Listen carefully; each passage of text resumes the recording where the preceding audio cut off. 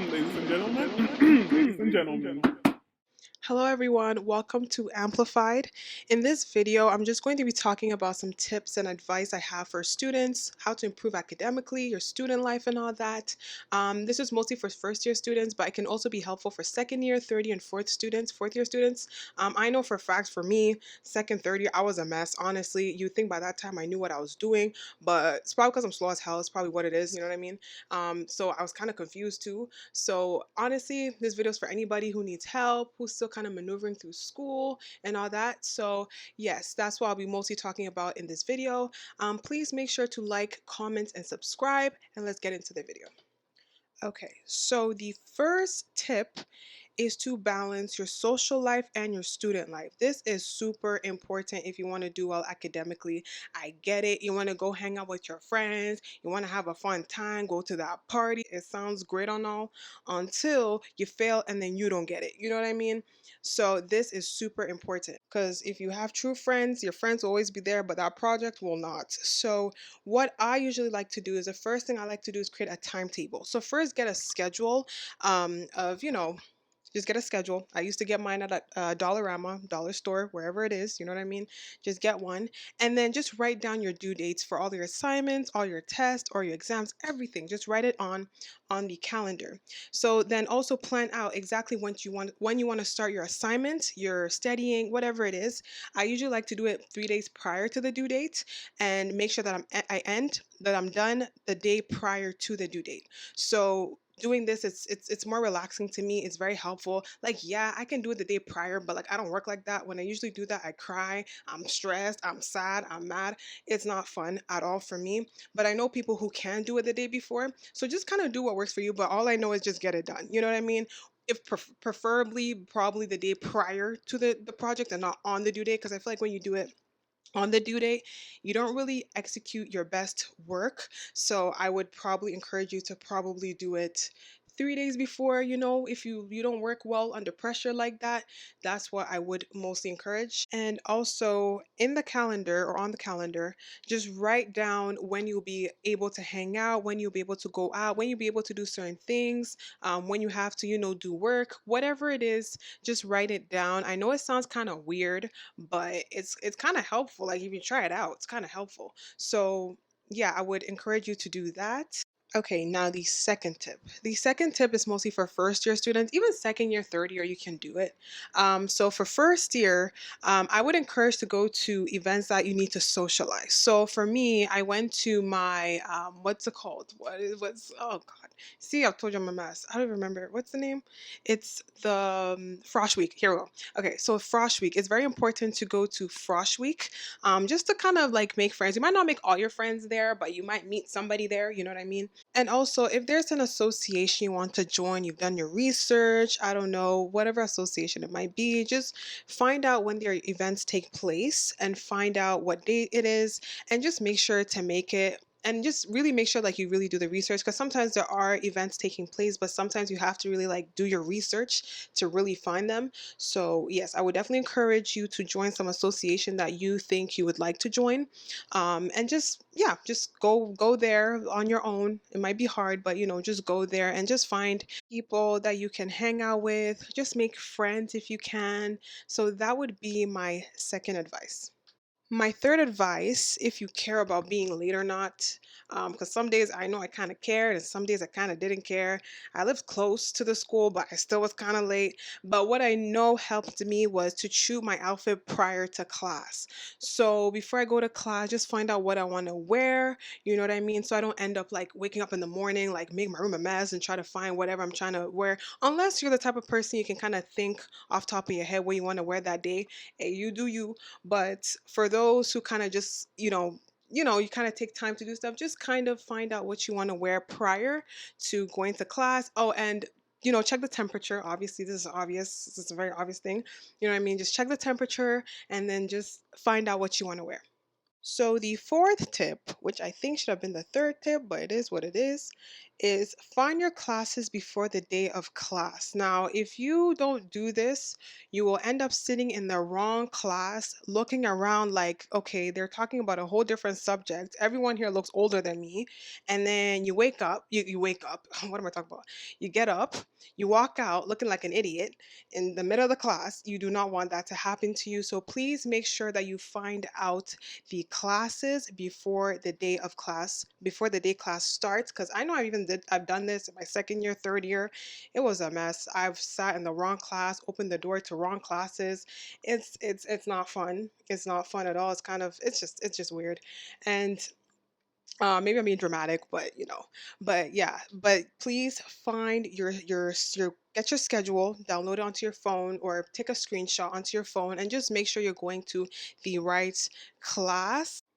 So, my fifth tip is if you don't understand what's going on in class, try to teach yourself.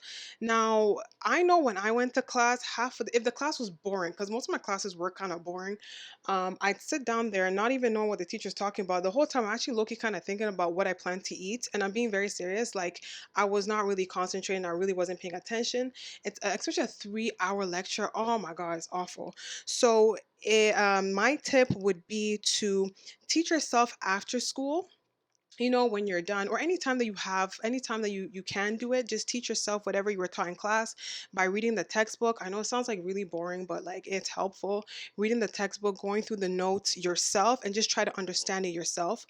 Or you can use the resources available to you at the school, like tutoring and all that sort of stuff, and just enroll in those to help you out if you don't understand.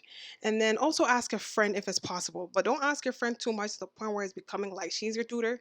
You're not really paying her, so don't do that. But just it's really helpful. Just if sometimes, okay, this might be bad advice, but I know it worked for me. Sometimes if I was like, okay, this class has no participation and like I really don't care about the class, it's kind of boring, and I've been there 3 times and I really realize it's not helpful to me, I just teach myself. I just read the textbook on the day of that class. So rather than going to class, I don't know, stay home. I don't know, the library, and just teach myself and read the textbook and go through the notes. This was helpful to me. It might be helpful to you, but everybody can't really teach themselves or study alone. So I would definitely encourage to use the resources available to you at the school. Tutoring, ask your teacher too. The teacher is always there, ready and to teach you. But sometimes it's a long line. That's a problem.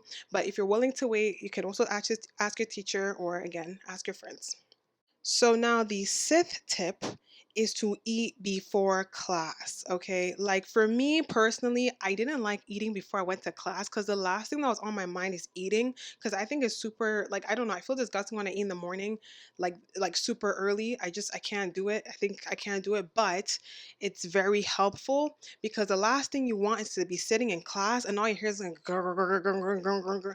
It's pretty embarrassing and everyone's looking at you like, dang, this girl really needs to eat. Like, it's not fun. It's kind of embarrassing. So, anytime you feel like your stomach wants to do a little talent show for your class, just suck in your stomach and do this right before you think your stomach is about to growl. So, just suck it in and hold it until the growl is gone. Until the growling is gone, just hold it in and then just keep doing this anytime you feel like, you're feeling a growling coming.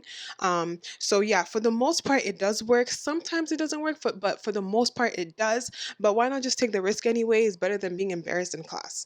So, my seventh tip is if you fail one test, one midterm, one exam, whatever it is, do not feel like a failure. It's not the end of the world. It's gonna happen. We're all humans. We're not perfect. You know what I mean? Just make sure you do better for the next one. Just find what made you fail. Like, the way you studied, the way you went, I don't know what it is. Just anything that you feel was not helpful to you, just eliminate it and just do better next time for your next test or your assignment or whatever it is. Just make sure you do better. But again, if you've tried your best and you feel like it still wasn't you didn't like what you got back, don't be too hard on yourself because at the end of the day, we're all humans and it's okay. We all fail in life. It's just how you bounce back, right? So that is my seventh tip. So, my eighth tip is to write your notes. So, this depends on the class because sometimes you have some classes where the teachers talk too fast. It sounds like they have somewhere else to go. So, they're just talking extremely quick. That happened to me for one of my classes. I used to write all the notes after midterm. This lady seemed like she had to go somewhere. So, then it became a little bit harder. So, it happens, you know what I mean? So, just base it off of the class. What do you feel would be better based on the class, the teacher's talking pace? So yeah, that would be helpful if you do write your notes because I find that you retain more knowledge when you kind of write your notes than when you type it out. But you know, you can also type it out too. Once you go through it again, you should be fine. But I just found that writing notes were helpful to me. But I'm not gonna lie, you know what I mean? Because some of my classes, I kind of took the textbook, took the pencil, left the book open, didn't write anything, looked at the teacher in the face. So I'm not gonna lie, I didn't do it for all my classes, you know what I mean? But I did it for classes that I felt were probably where I feel like it would have been helpful to me if I did write my notes, whereby, like, let's say the teacher does not post the slides or the lectures, they might, you know, even if you go to the slides of the lectures, it's literally just like pictures, you know what I mean? There's like literally nothing there. So for classes like that, it probably would be better to write. Some courses kind of allow you to record, but I know for my school they did not allow me to record. So if you can, if you find out what the rules are for your school, also record and play it back if you have time for all that.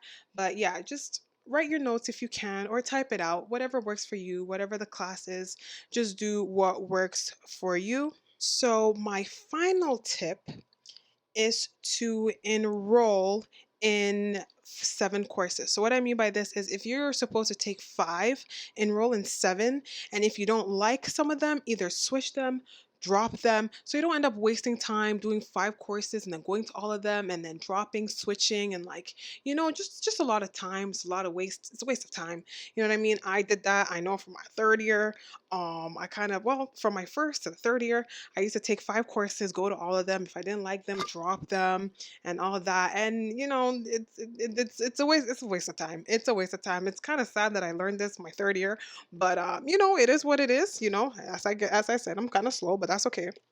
But yeah, and then also what you can do is also go to the course outline. So if you don't like what you see in the course outline, so for instance, if you're really not up to doing presentations, maybe you have 4 presentations for your course and you kind of don't want to do 5, or you just kind of don't feel like presentations, or some other work or some other stuff you don't want to do, just kind of drop them, you know. And only do these for your electives, obviously, right? So don't do it for courses that you need, but the electives that you're taking, you can do these, drop them, switch them, you know, or even like, you know, swap it with another semester and into another semester if you feel like the workload might be too hectic based on the course outline. Just do whatever will help you out for your, you know, academics. So these are the 9 tips I have to help you be successful academically. This helped me out, so I think it will help somebody else who hears this out. And again, please make sure to like, comment, and subscribe if you like this video. And thank you so much for listening. And please come back for another video if you like what's going on in this channel. You know what I mean? Just please come back. And yeah, thank you, and see you next video.